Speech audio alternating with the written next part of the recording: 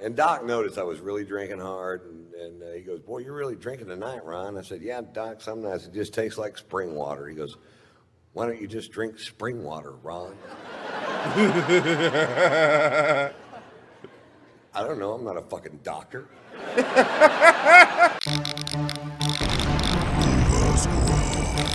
What's going on there, Nova Squad? My name is Nova. Welcome back to the channel. So, from yesterday of Ron White was talking about Tiger Woods and whatnot, a lot of guys actually had told me to react to the Dr. Phil story. I'm pretty sure this is part of the same special of what he was talking when he was talking about Tiger Woods. So we're gonna go get right into it. This video was I found it on YouTube as of course. Got it from a channel called Drop Forge Rats. I do want to give the shout outs to the original creators X, Y, and Z, because a lot of guys believe reactions don't really acknowledge other videos and whatnot and other creators. So yeah, I just want to get that out of the way, etc., etc. So anyways, without further ado, here we go. Here's my Dr. Phil story. Every year, Doc and his family rent a yacht for 12 days in the Mediterranean, and that's their vacation. And it's the only way he can get away, because he is the most famous person in America. He's the most recognizable face, 6'4", bald dome head, porn mustache. You can spot him from any fucking where. And because he seems so approachable on television, and he really is approachable, I mean, he's a sweetheart of a dude, but people are always, anytime he goes out in public, they're just, "Oh, what about this?" And that's fine at first, but eventually it will eat the skin off your fucking bones if you can't walk out of your house without somebody going, "Hey, my brother-in-law's all fucked up in the head, and I was wondering if you could just sit out for just a second. Come back here, asshole!" And that's exactly how it happens. I've seen it, and so that's what they do. Well, this summer, my wife and I went on vacation to France and Monaco, and I need a break too. Sometimes I do 140 cities a year. I do more dates than any other comic, more cities than any other comic working the day, because I just love fucking doing it. And 20 minutes from now, nobody's gonna give a fuck about what I have to say. So. While they do, I believe I'll do a lot of shows. Hey. So we're in France and Monaco and having a great time, man. We're just I'm really in love with my wife. She's so talented. We have a fun life together, and we're there. And then one day the phone rings and it's Doc, and he goes, "Aren't you guys in Monaco?" And I said, "Yeah." He goes, "We're going to be in Monaco tomorrow. Why don't you come party on the yacht?" And I said, "Fuck yeah." Which is what you say if somebody says, "You want to come party on the yacht?" You go, "Fuck yeah." In fact, let's try it one time. You want to come party on the yacht? Fuck yeah. Dang. I don't have a yacht. So I was like, "Yeah, fuck, this is great, man. We're excited." We were down there. We were staying at the Fairmont Hotel overlooking the little yacht harbor in Monaco. Very cool place. And we were down there looking at the yachts the day before, going, "Wouldn't it be cool if you knew somebody that had one of these things? You could just hop on it and fucking throw the fuck down." And it's everybody's yacht, man. This is yacht heaven. This is Steve Wynn's yacht, Prince Albert of Monaco's yacht. This is that Russian dude with the tiny giraffes. The tiny giraffes. Inform me of what he means by that, the tiny giraffes. I don't know what he means by that. Anyway, they're coming in at 6:30 the next evening. So the next morning we wake up, or next afternoon we wake up and we go have this amazing lunch, and we're drinking this fucking great wine from France, probably. France, probably? You don't That'd be my guess if I had to guess, and I did. I guess I did. France.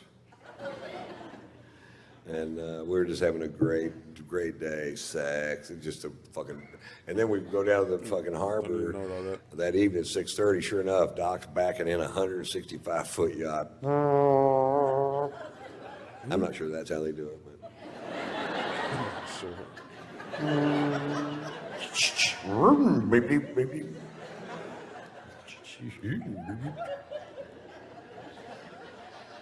So the only way to get on the yacht is to walk on this gangplank to get on the yacht. And I'm walking on the gangplank going, "Nobody's stopping me." I think that's. And we get on the yacht, and there's our friends from California halfway around the world. Are you fucking kidding me? How much fun are we having? I'm hugging everybody. There's a bunch of people on the yacht. Anytime I'm hugging you and I'm in a strange place, what I'm really doing is looking over your shoulder trying to find a bar. That's why I'm turning you.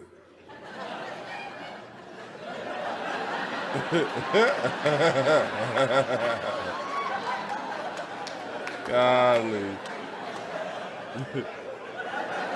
And the other side too. And I see the bar, and right in the dead front center of the bar is a bottle of famous black grouse, which is a scotch I started drinking when I was in Scotland for the Open Championship at Turnberry. And you start looking at what the Scots drink, and that's what they Sounds drink. some hard and I'm like, stuff. oh, fuck, yes. And there they had a bottle of it on the fucking, it's kind of hard to find. And the bartender poured me a big old glass of whiskey, way bigger than this one. And I'm like, I'm in such a great mood. It tasted better than I'd ever tasted any fucking scotch ever. I'm like, oh, good Lord. What is that? That tastes like butter honey aged in Lindsay Lohan's pussy.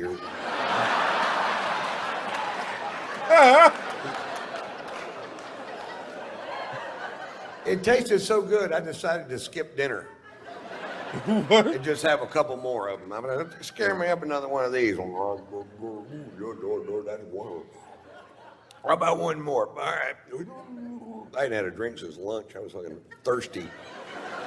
No, you need some water. That's I what was you going need. at it, And Doc noticed I was really drinking hard, and he goes, "Boy, you're really drinking tonight, Ron." I said, "Yeah, Doc. Some nights it just tastes like spring water." He goes, "Why don't you just drink spring water, Ron?" I don't know. I'm not a fucking doctor.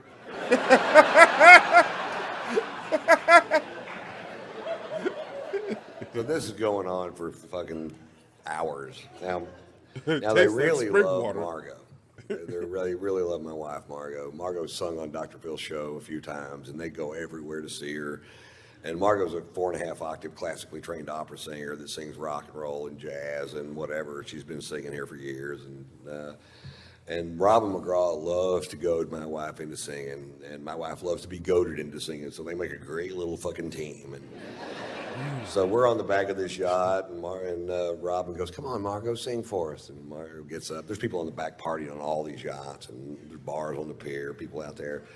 And Margo gets up and she sings. They love jazz in France and Monaco. They have jazz clubs all over the place.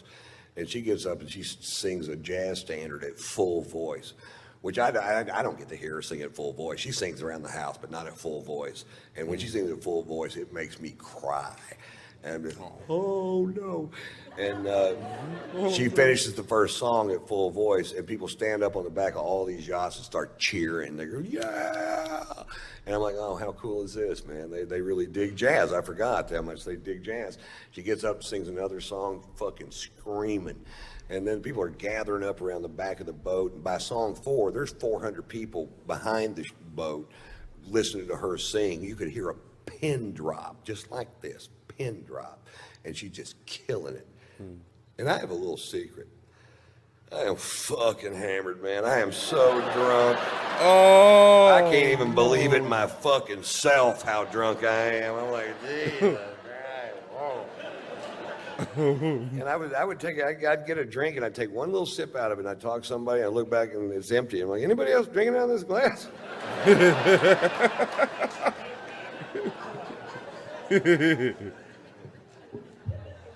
Miscalculation. Anyway, she does, I don't know, 7 or 8 songs, and she goes, okay, guys, that's enough. And she sits down, and Doc goes, well, Ron, you want to do something? just hammered. Now, I got to preface this with he's on vacation with his best friend and head lawyer and his wife, Mary Pat, and they're Baptists from Dallas, and they're a little fucking straight. And they're about to find out my secret.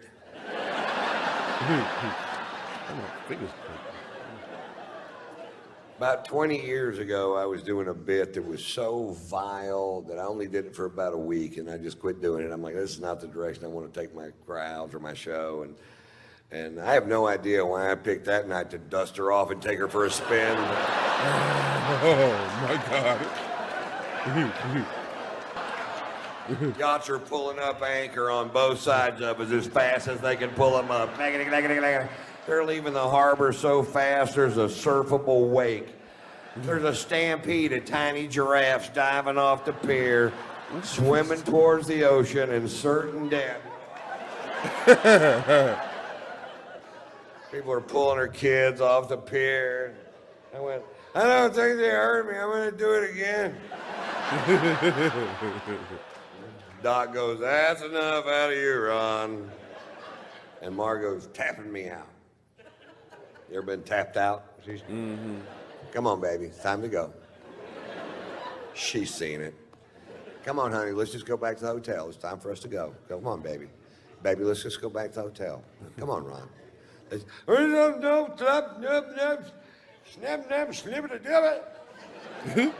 I speak fluent drunk. That means I don't know why you want to leave. I'm having a perfectly good time. I bet you were, bro. I bet you were. Turns out there was a consensus. I'm like, okay, I'll leave.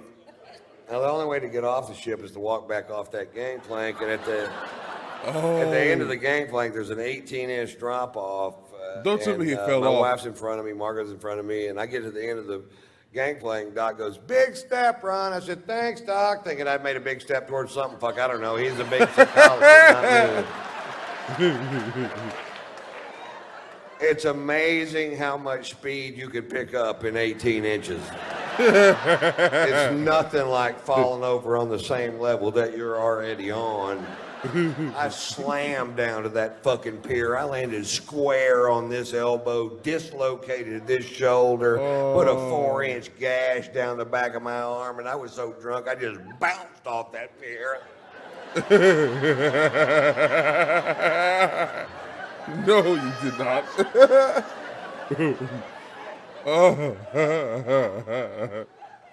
Fade to black.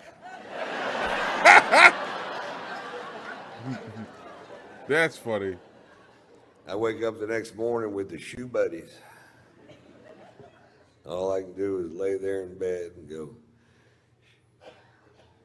shoe buddy.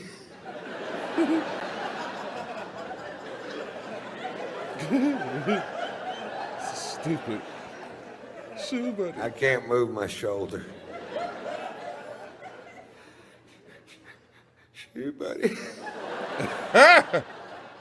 My shirt stuck to my arm with blood and giraffe hair and whatever the fuck else you find on a pier.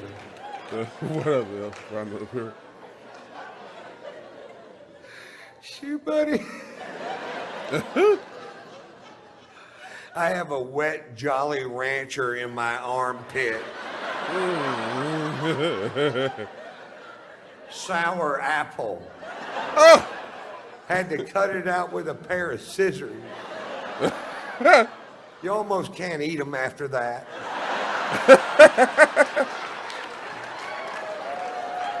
This is stupid, bro. Shoe buddy. I slowly opened my aching fucking eyes.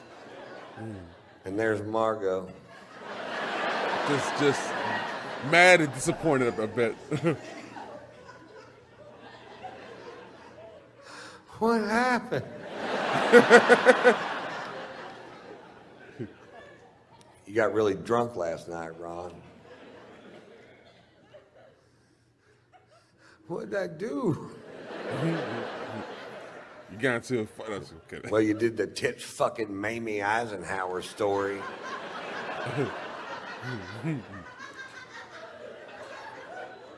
Did Mary Pat laugh?